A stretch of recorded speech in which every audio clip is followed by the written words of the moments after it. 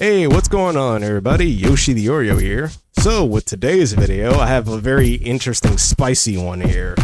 So from time to time, I like to travel YouTube, travel the internet, going from space to space, getting various opinions from different perspectives. There are a couple of YouTubers out there that I do fancy. They're on my subscriptions, and I watch their videos on the daily when they actually release them. Except yesterday was a bit different. Yesterday, YouTube decided to bless me with some type of subject regarding some guy named Joel Webon. And the discussion was about him being racist and him losing some type of recent debate. I'm not entirely sure of the whole thing. I haven't really watched the whole thing myself, and I don't necessarily care. But let me go ahead and get this out the way so I don't see comments in the comments section saying that I'm siding with a white nationalist. Yes, I did the research myself. The guy was a white nationalist. The biggest criticism that I have of the two videos that I clicked on that were showing this guy being racist, in my opinion, did a horrible job at it. Global Manifestation Podcasts and Biblical Apologetics with Rick Caldwell.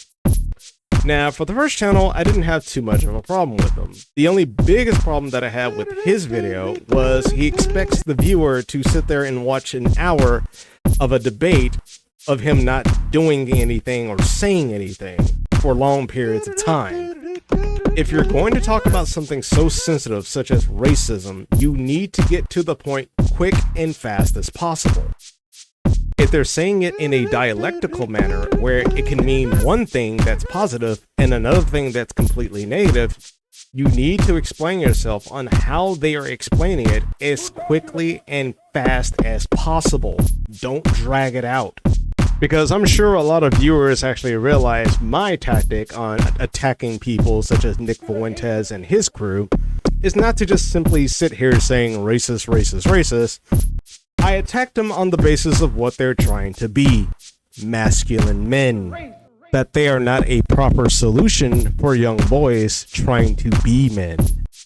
And that's what you guys need to be doing as well. You're not winning over people who don't know, you're winning over people who already know. At that point, it's a lost battle. Because you're not growing your army, you're siphoning the soldiers from one army to the next. The political climate when it comes to racism is becoming short. People are becoming impatient to the point to where they're either tuning you out or automatically jumping ship to the person you're talking to. Which means you're contributing to white nationalism growing in this country. That is a fact. That's all I really have to say to the podcast channel, but when it comes to Rick Caldwell, this motherfucker needs a reality check. Not only does Mr. Caldwell here makes the same mistakes as the podcast channel, when faced with criticism, he often shows how sensitive he is when you don't shut up and just agree with him 100% of the time.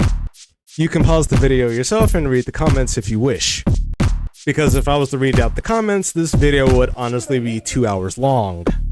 So I left this juicy little comment and a second one adding more criticisms as to why I believe his video regarding the debate was pretty much subpar.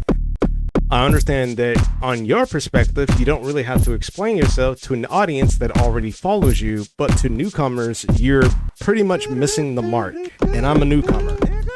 But I will say this about his channel, at least he's quick on responding to new comments. That's a plus. Not a lot of content creators do that, so that's a good compliment there. However, what followed up kind of told me what I said really did get under his skin, calling him an idiot and low IQ for not being able to deal with a dialectical argument. Now, I would say the main contention between me and Mr. Caldwell here purely has everything to do with the scripture that Mr. Joel Webon used in his debate, Deuteronomy 22, verse 10. Thou shalt not plow with an ox and an ass together. Now, from my perspective, I ultimately understand that most people, if not all, have different interpretations when it comes to this scripture as a whole. Some people use it as a metaphor or symbolism when it comes to marriage. Those who are degenerates and gays and not necessarily Hole in the mind use it as racial purity and argumentation for racial separation. But Mr. Caldwell here, no, Mr. The Caldwell believes that people like us is taking the Bible out of context when we make these type of symbolic symbolisms towards that verse. I'm being as good faith as possible in the comment section with this guy, because two statements can be true at the same time. Yes, the verse is purely about agriculture, no but the verse can also be interpreted in a faithful interpretation towards marriage to ensure that the marriage's longevity is long-lasting for the benefit of the child and the benefit of God's demands. This man honestly truly believes my interpretation changes the text of that scripture, when it doesn't. Because even the Bible does the exact same thing that I'm doing in 2 Corinthians chapter 6. Verse 14. Do not be unequally yoked together with unbelievers. For what fellowship has unrighteousness with lawlessness? Or what communion has light with dark? In other words, don't mix water and oil and expect positive results.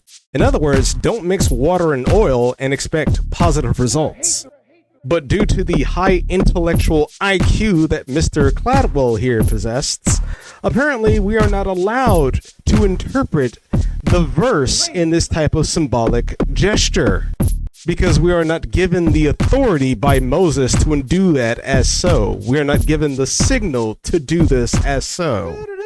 Look, I'm not making the argument that water and aqua are two entirely different things, but apparently this jackass is.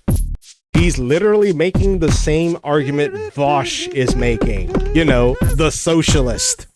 Because the context around the word is different, therefore they're not the same. Are you serious? This man spends more time arguing through his intellect rather than his spiritual essence, to the point it starts to show. Getting pissed off that I used the Bible to justify what I said through the Bible. Like, hold on a minute, nigga. Smuggle? I smuggled the meaning? Are you serious? How do you smuggle the meaning? Do you borrow French fries? I don't shove shit up my ass like you do, Mr. Oh, you call me low IQ, so I'm gonna use big words to show how big IQ I am, because people with big IQ use big words. Do you believe that minors are capable of making such a life-changing decision as changing one's sex? Well, Senator, thank you for your interest in this question. Transgender medicine is a very complex and nuanced field with robust research and standards of care that have been developed. And if I am fortunate enough to be confirmed as the Assistant Secretary of Health, I would look forward to working with you and your office and coming to your office and discussing the particulars of the standards of care for transgender medicine. I don't even understand why we're even having this big fight about the meaning behind Deuteronomy 22 verse 10. But it seems like despite the fact that this man goes out his way to combat critical race theory, that his argumentation against those who criticize him falls into the same category of those in critical race theory, trying to say that water is not the same as agua because they're constructs. Focusing so much on his intellect that he failed to realize that his intellect turned around and fought the Bible as well. And I've yet to receive a comment from Mr. Caldwell here illustrating why my interpretation is somehow negative in terms of negative outcomes to the Christian faith, as he labels my outcome as just being pragmatic. It's almost like this tap dancer who's pretending to be a Christian failed to realize that different perspectives outside of the biblical perspective can lead back to the biblical perspective. This is why even if you're on my team within the culture war, I'm still gonna check your ass, especially when you say some goofy ass stuff. Because it seems like a lot of these people who are phoning in on the whole culture war thing are not doing it for the right reasons, they're just doing it for the money. Remember, don't pay attention to what these people say simply because they say things you want to hear. Pay attention to their outcomes. Pay attention to the results. And ask yourself this question: What are you getting out of this? Investing so much time and views on a person that just runs their fucking mouth, and they receive money to live a better life than you do. No tangibles on your end, but all the benefits go completely to them. Think about that. Well, that's all for this video, guys. Leave a like, hit subscribe, leave a comment, share your thoughts and feelings on how you feel about this whole subject, and tune in for the next video. Until then, take care and be safe. God bless.